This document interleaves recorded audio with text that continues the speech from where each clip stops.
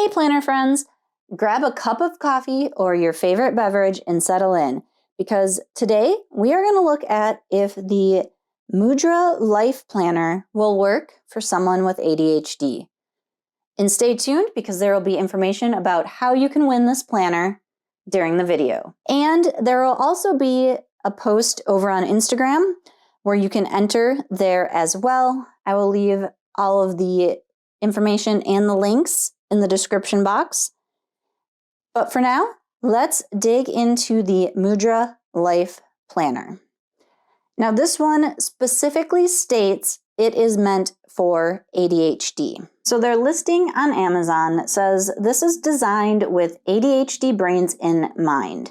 It states it is a planner with the structure to help you set priorities and the space you need to note everything that goes through your mind. It also says that with your entire year laid out over 2 pages, this tool helps you plan your vacation, days off, special activities, and work days. Each month is a different color, which brings a vibrant energy to your day and helps you realize when a new month is about to begin. And some basics here is it is 120 pages with an O-ring binder. It is 11 inches by 8.5 inches. And it comes in, 7 different designs. So I will leave the link to the Amazon listing in the description box. Please note, I am an Amazon associate, so I may earn a commission if you purchase from that link. Starting off with the cover, it is kind of this plasticky feel to it. It's very smooth. Definitely has some kind of like coating. I'm trying to think of what it reminds me of. Kind of like vinyl figurines. So depending on your sensitivity to textures, this may or may not be right for you. It is an O-ring binder, which personally for me, I absolutely loathe O-ring binders. I feel like they don't turn as smoothly. The pages get caught on them. Other people swear by them though. So again, think about, what you personally like. I prefer a regular coil, like these on the Erin Condren over the O-ring. So I'm always going to go towards more of a coil if I can, rather than an O-ring. Okay. The other thing is I have my camera on ultra wide because when you open this up, it is almost 2 feet wide because this is about 11 inches and 11 inches. So you got to have space if you're going to leave it open on your desk. And of course, we start with this weekly life planner belongs to with space for you to put your name in. Personally, I never put my name in because I never go back to this page. And my planners never leave my office. So it's very rare that my planner leaves my house.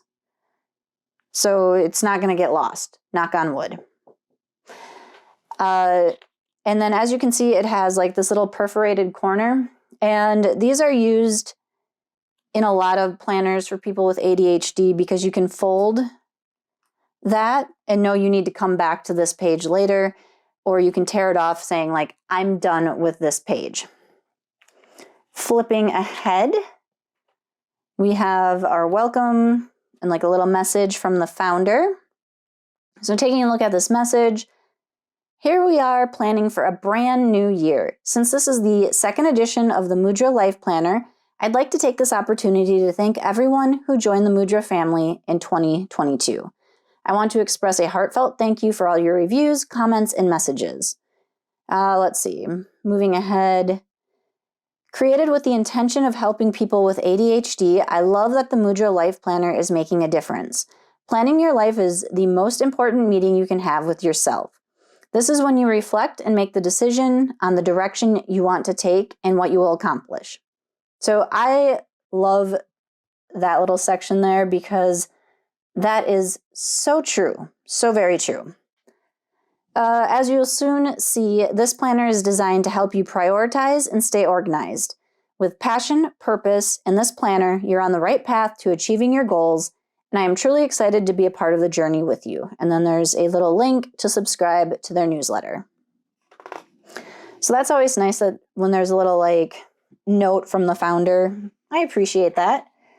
And then we move into the actual planning pages. So this side says envision, and then we have goals 2023. What will you have accomplished by January 1st, 2024?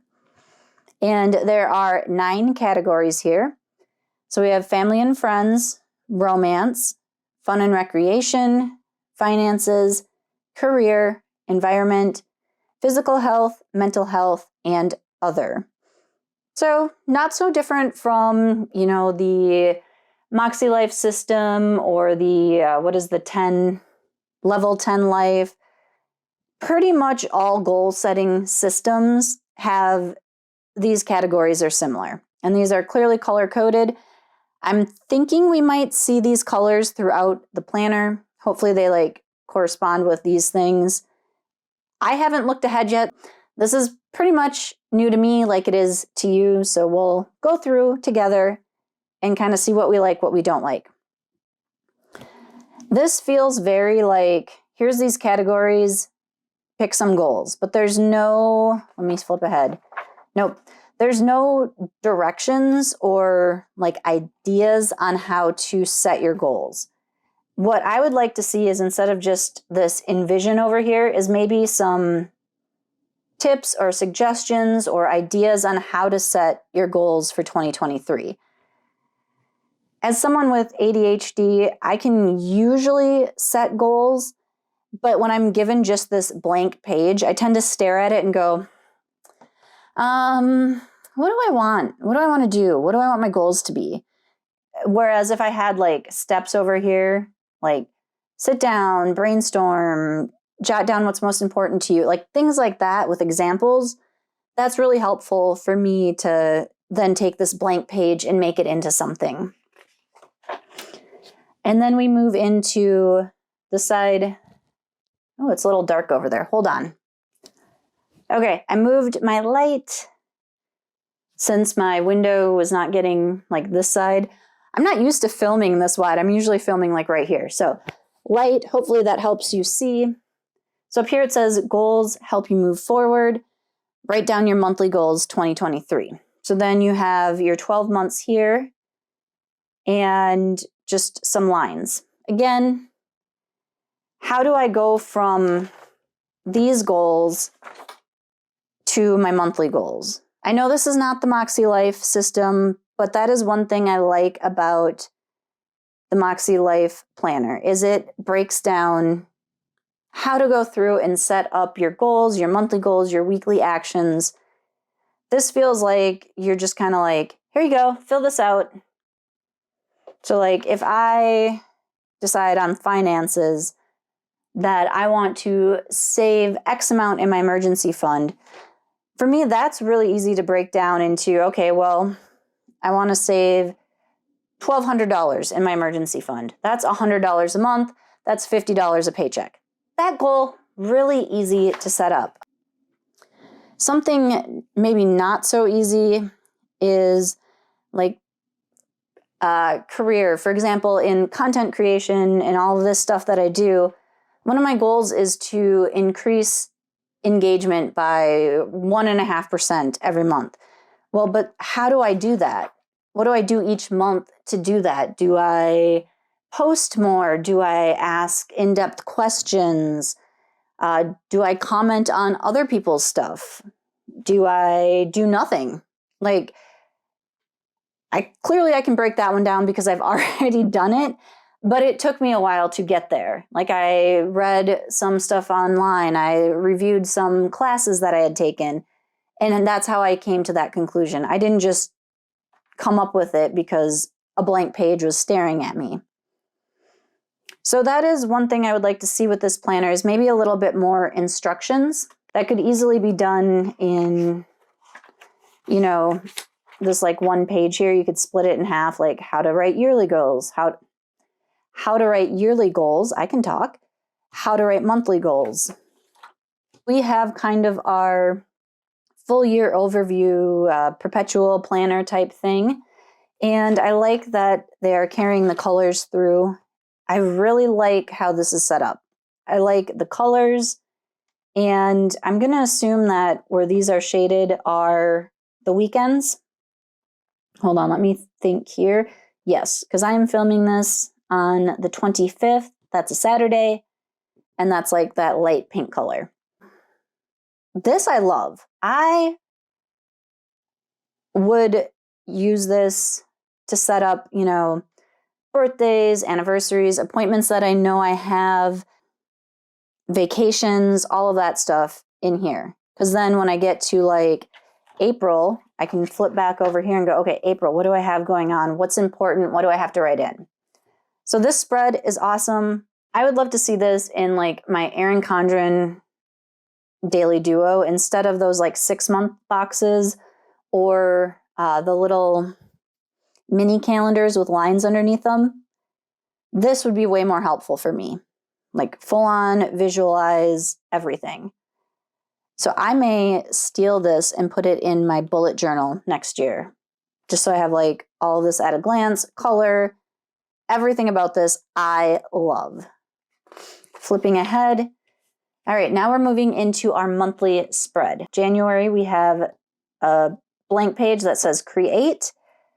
It's kind of nice having the blank page here because you can doodle, you can decorate it, you can put little pictures on it, you can make notes on it. So that's kind of nice having that.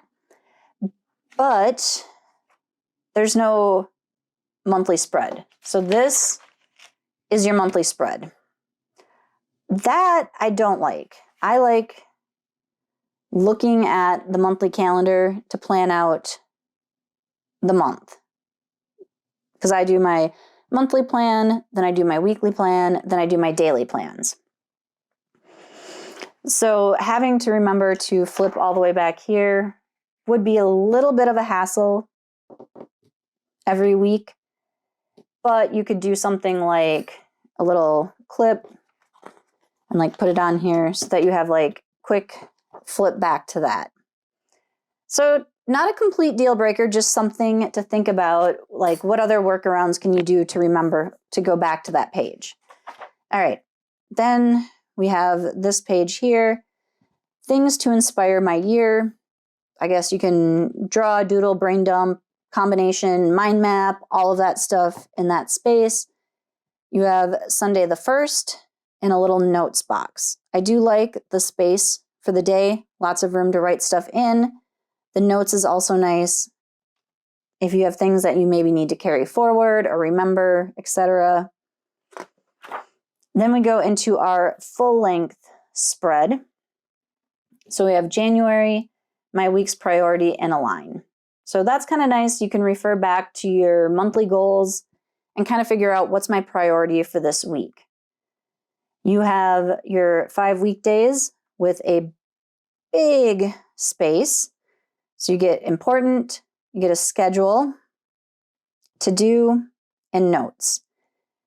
So the schedule says 7, 8, 9, 10, 11, 12, 1, 2, 3, 4, 5, 6 with an H next to it. So I guess you could use that as like 7 a.m. to 6 p.m. And then you have an evening line. Or if you maybe were like an overnight person, you could do 7 p.m. to 6 a.m. So it is a little flexible in that way. And my issue with this is there's only one line for the hour. So whatever you write there, that's like your whole hour. I prefer hour and half-hour lines, just because that is what works best for me, because not everything I do is on the hour for an hour. For your to-do list, you have 6 little check boxes here. I don't like how they're in the middle of the line. Like, does this one go here or does it go there? It could go either way. I would like to see the circle kind of sit on top of the line rather than in between it. I think 6 tasks for the day is good. You can do your like 3 top priorities up here and then like break them down here. And then you have a couple of lines for notes. The biggest disappointment for me after seeing this Sunday with the notes is having Saturday and Sunday with just 3 lines. This is one of my biggest pet peeves with pretty much every planner. Like, everybody assumes you only do your work Monday through Friday, and then Saturday and Sunday, you got nothing going on. You don't need plans. You don't need to fill anything out. Whereas for me, yeah, Monday through Friday, I have some stuff going on, but I'm at work. I have a separate work planner for my day job, so I don't need as much for the weekdays. The weekends is where I do my content creation, my photography, a lot of my around the house stuff, errands, all that stuff. So I need more room than just 3 lines on Saturday and Sunday. And yes, there's this note box. So if I was using this planner, what I would probably end up doing is this would be Saturday and this would be Sunday. I would like put a little sticker over that, white that out, put a sticker over that, and put the 8 down there. That's just me. That is how I would do that because I need more room on my weekends. So we flip through. We've got all of our weeks for January. And then, oh, this is nice. When we move into February, we get a different color for the day of February. So that's like a lot of planners. I know Erin Condren does that with her weekly layouts. The daily does it too, but the daily moves into the next month with the color change, the day change, whatever. So that's nice having that. There's no, let's see, let's keep flipping here. So we just go from January to February to March. There's no like, kind of like dashboard like this for the other months. I'm not sure how I feel about that. And there's no kind of like separation here between March and April for like a quarter.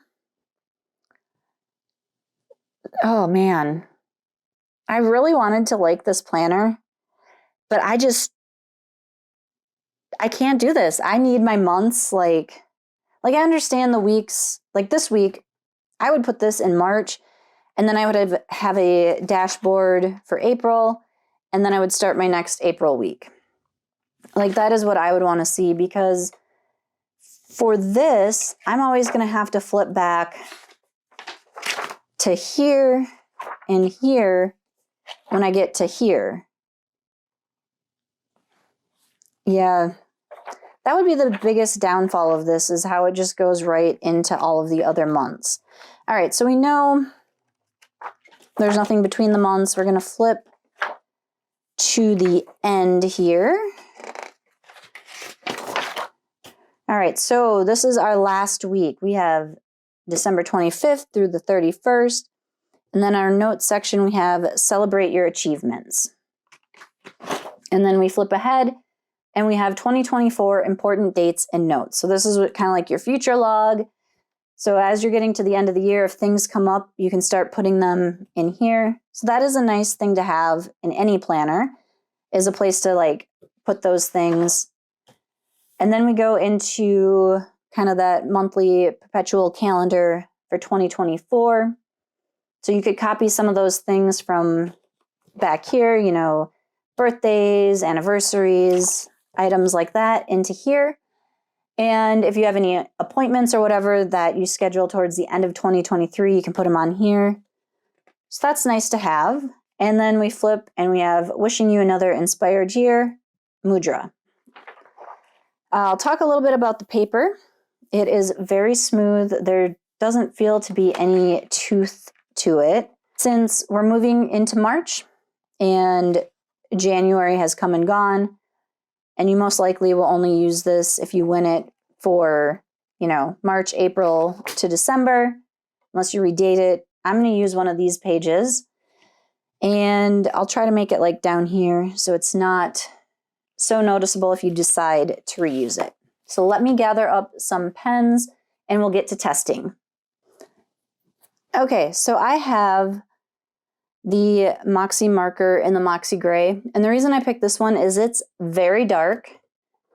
And then I have a mild liner in Cool Gray, so like a little lighter one to compare. I have a ballpoint from Erin Condren, gel pen from Erin Condren. I have the Zebra Sarasa clip. And then I have two Ohuhu dot markers. I have the regular gray and the metallic. I picked a regular and a metallic because the metallic tends to be more inky and has a tendency to leak through or bleed through more. So we will start with our Sarasa, and we'll do EC gel, EC ball, and we'll do a line of highlighter.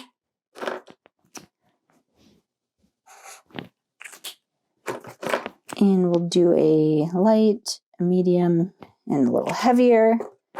And we'll do the same with the purple. So as you can see, there is a lot more ink with the purple. And the Sarasa did not smear. Erin Condren gel smeared. Ball, those don't smear.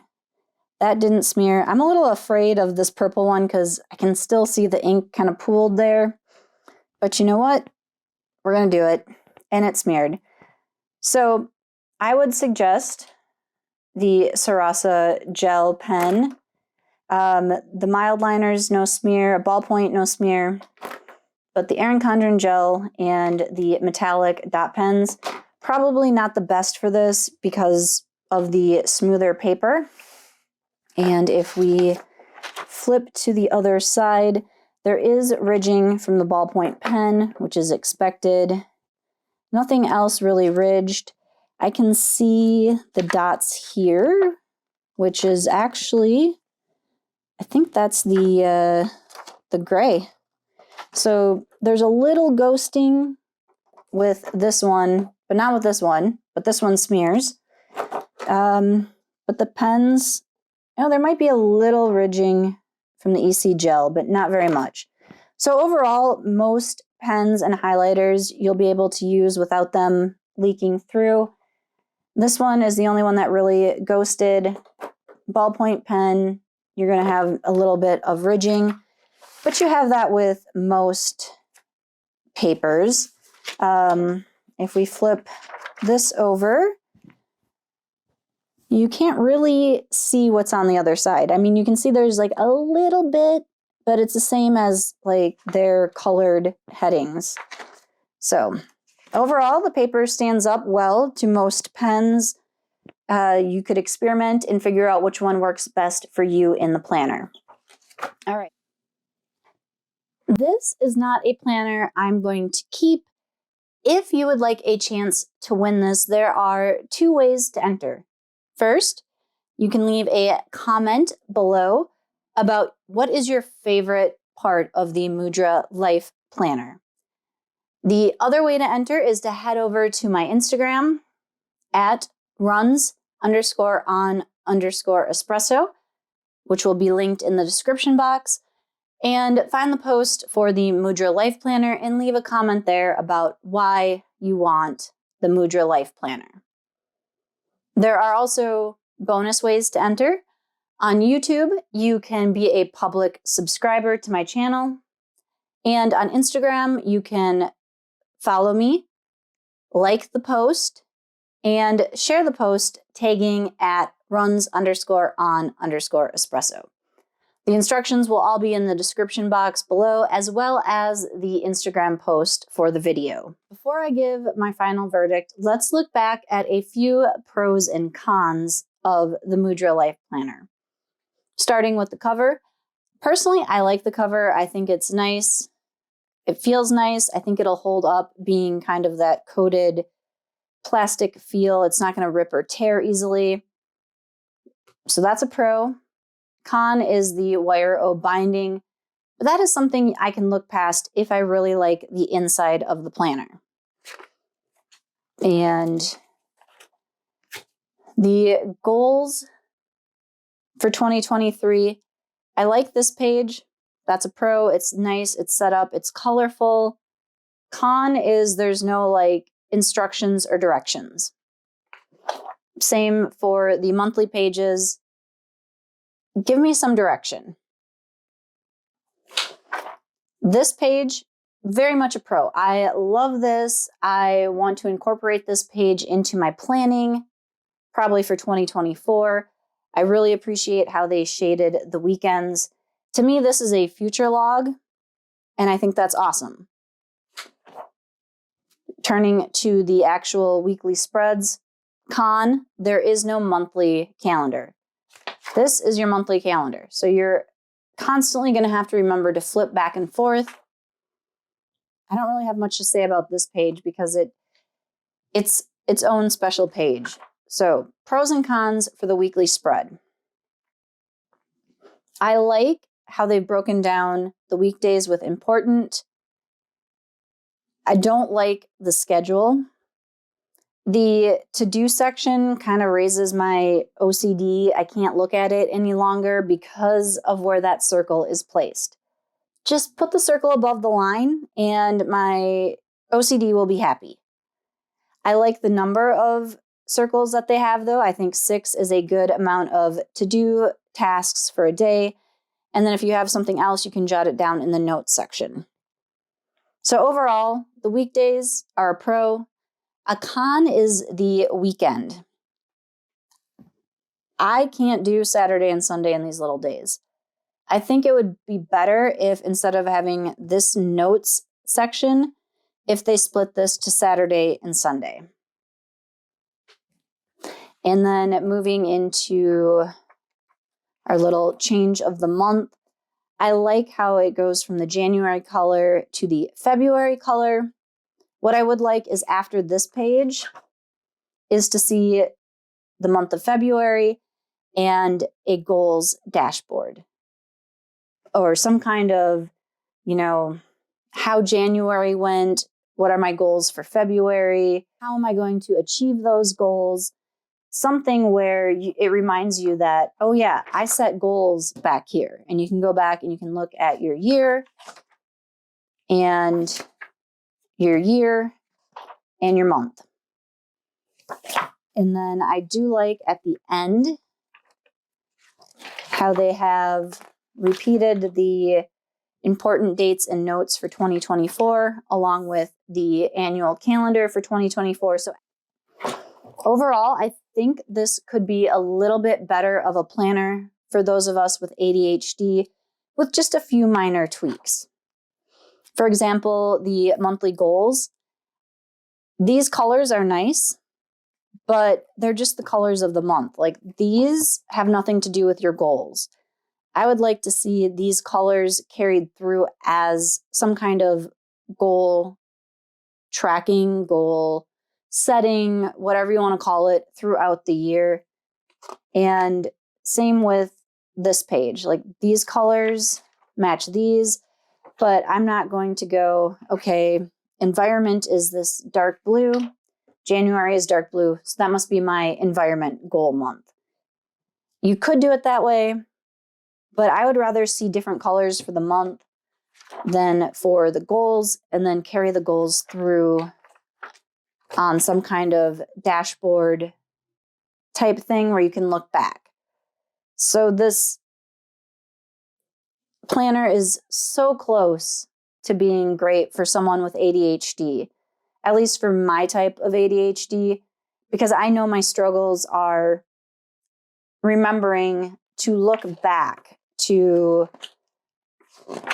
my yearly goals, my monthly goals, and my monthly calendar. And having these at the beginning and then nowhere throughout the rest would be a very big challenge for me. For me, another drawback would be the size of this. In order to see my entire week at once, it takes up a good deal of real estate on my desk. If you, hits the camera. If you flip it over, it is much more reasonable. So I don't think if I had this planner, I would keep it completely open. I would probably fold it back, and when I get to the next part of the week, flip it over. That is my thoughts on the Mudra Life Planner. If you're not using this for goals, maybe it would work better because you're just using it to plan your weeks, put in your events, your birthdays, your tasks. That might work better.